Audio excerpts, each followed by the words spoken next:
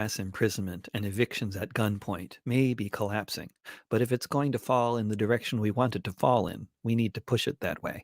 And if we want to make that happen, we have to organize to stop the impending wave of evictions before it starts. You can also read this on the blog at artistsforrentcontrol.org and find it in podcast form if you look for it This Week with David Rovics on any podcasting platform. This society is at a crossroads in so many ways. In recent weeks, a multiracial uprising in the streets of the US and other countries is demanding not more ineffective police reforms, but a total transformation of the concept of policing. The ideas are not new, but the degree to which the notion of defunding the police has suddenly become commonplace is new. The powers that be and the corporate media are very actively trying to frame the questions as narrowly as possible at every opportunity, sticking as much as they can to rehashing useless reforms and talking about bad apples, better bias training, and so on. They will avoid the elephant in the living room as much as possible and do everything they can to make sure there's a sufficiently complex set of mirrors surrounding the elephant so that we don't see it.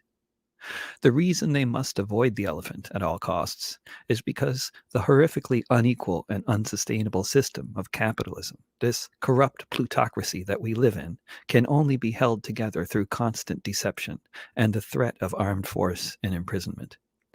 Deception whenever possible, armed force and imprisonment whenever necessary. When and to what degree the different strategies of control are employed depends on various factors, such as race and class. Portland, Oregon, my hometown for the past 13 years, is the most rent-burdened city in the United States. This was the case well before the pandemic. Depending on the year, Portland also has the highest number of police killings of Black people in the U.S. per capita. If these statistics might be related, I have no studies to cite, but there they are anyway, these facts that stand starkly side by side. Here's another statistic. In the United States, we have a census every 10 years. A lot happens from one year to the next, let alone every 10 years, but nevertheless, what is known for sure is that between the census in 2000 and the census in 2010, the city of Portland lost half of its Black population. Since 2010, it has lost more. There is no statistic to neatly measure the gains or losses for many other demographics, but this number can easily be assumed to be more or less representative in terms of the many artists and other lower paid workers who have been forced to leave the city. The process of gentrification, the process of investment companies buying up massive numbers of buildings throughout the country and then proceeding to maximize their profits by charging as much rent as the market will bear while they create the market through price fixing and buying most of the legislators in every state capital, is extremely disruptive in every possible sense. What this does to communities and to the lives of people within them cannot be overstated. It can be called many things, but it is most certainly a vicious form of class war, and it is most certainly a form of urban ethnic cleansing. This level of social disruption, this ethnic cleansing, this class war relies on many things in order to keep happening. It relies on the consent of the governed to no small degree.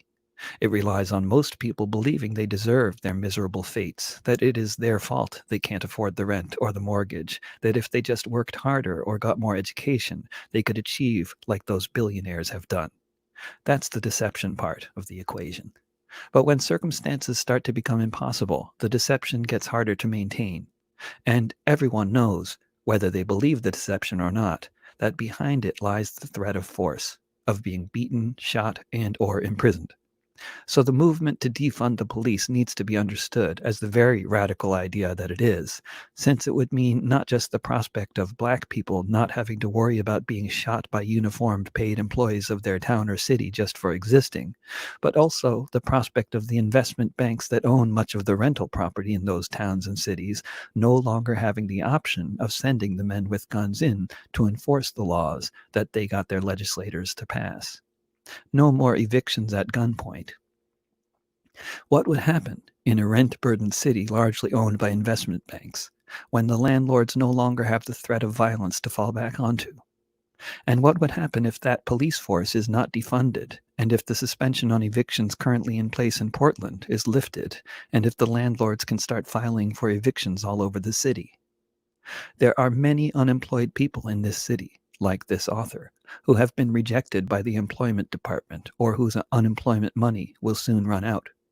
There are many people in this city who were just barely managing to come up with rent before the pandemic, who were spending 70% of their earnings on the landlord every month.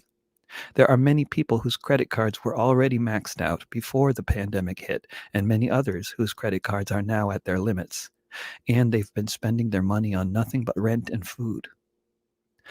Once the ban on evictions is lifted, we can expect the waves of evictions to begin. They won't happen all at once, however. People who lost significant income due to the pandemic may be able to put the process off by 6 months or more. The future is unwritten and many things are changing rapidly. Lots can happen between now and the time that the city declares the crisis is over. But for me and others of us artists that remain in the city of Portland, affiliated in a loose-knit network called Artists for Rent Control, it is clear that the time to prepare for the evictions is now, while they are still banned. We say they should remain banned, without the threat of forced eviction, that is, without the threat of the police. Tenant-landlord relations in society become very, very different. But as long as the threat exists, or will soon exist once again, we need to be able to respond to it directly. Doing so will require the participation of a certain cross-section of people in the city of Portland who really believe that another Portland is possible, who believe we can stand up to the corporations who would seek to enforce their ability to make obscene profits through their investments in the human need and human right to housing, who believe we can confidently condemn the system that has produced such deadly inequities, who can ask the question of the bankers that run this country, what gave you the right to be our landlords? How did it happen that we taxpayers bailed you out only a decade ago, and now you've somehow managed to buy the buildings we live in and double our rent? What kind of dystopia have we woken up into? What sector of the matrix is this, anyway? Artists for Rent Control does not make any claims to knowing the whole way forward here, but we know one thing. Popular education, community building, and direct action are effective and important tactics. The popular education part is helping people to understand that another world is possible. This is the role of art in any social movement, along with the community building that tends to take place anytime a public event involving music or other forms of artistic expression is there. The direct action part that our little group is initiating is what we are calling Portland Emergency Eviction Response, PEER. The concept is well-worn and simple in its essence. You enter your phone number and sign up for text notifications. When we get confirmation that an eviction is taking place, you'll receive a text telling you where it's happening. You then drop whatever you're doing and head immediately to the address provided. What happens next depends on the situation and is impossible to predict with certainty, but the fact is that it is often the case that just a few dozen people showing up to an attempted eviction will cause the cops to give up and leave. A successful movement to lower the rents, to impose rent control, to pressure government entities to get involved by buying buildings from recalcitrant landlords in order to turn them into housing collectives, must inevitably involve many people, many tactics, many approaches, just like anything else. But this form of direct action has generally been an important element of any successful struggle between landlords and tenants.